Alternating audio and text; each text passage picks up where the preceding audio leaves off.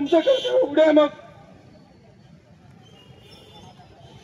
किती व्हायचं सांगतोय माननीय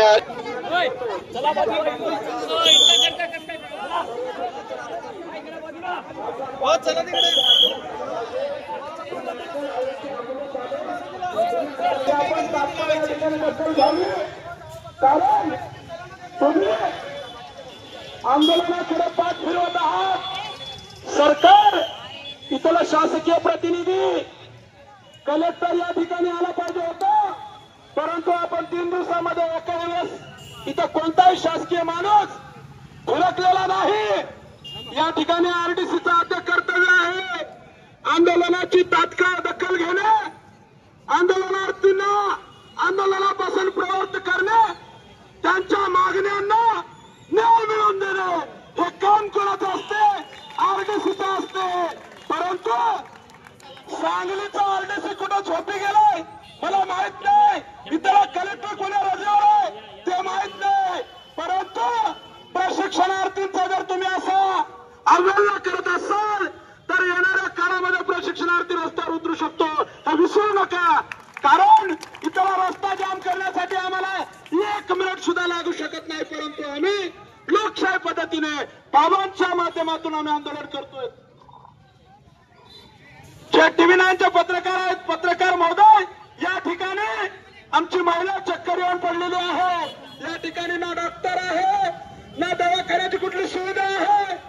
अँब्युलन्स 10 मिनिटं थांबण्याचं नाटक करून ते सगळे कर्मचारी बाजूला गेलेले आहेत। मग आता इथं करायचं काय? इथल्या जीविताची जबाबदारी कोणाची आहे?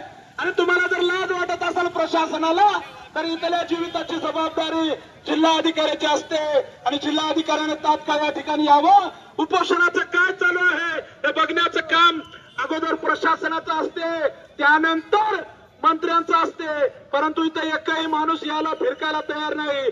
कारण शांततेच्या पद्धतीनं लोकशाही पद्धतीनं आम्ही आंदोलन करतोय। लोकशाहीचं मोठं हत्यार म्हणून बाबांनी या ठिकाणी आमरण उपोषण करत आहेत। बाबांच्या या आमरण उपोषण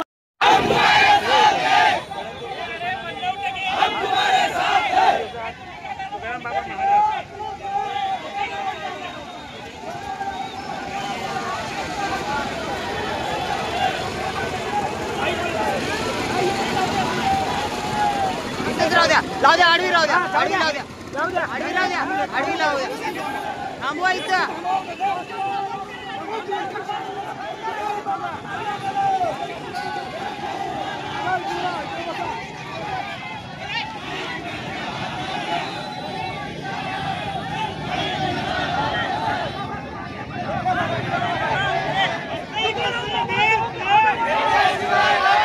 अरे कोण म्हणतं देत नाही?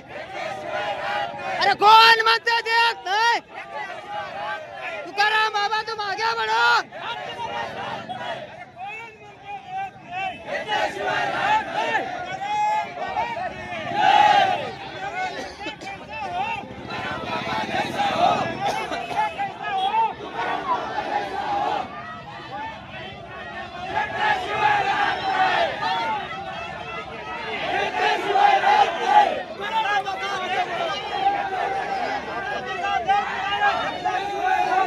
कोण म्हणतं देत नाही?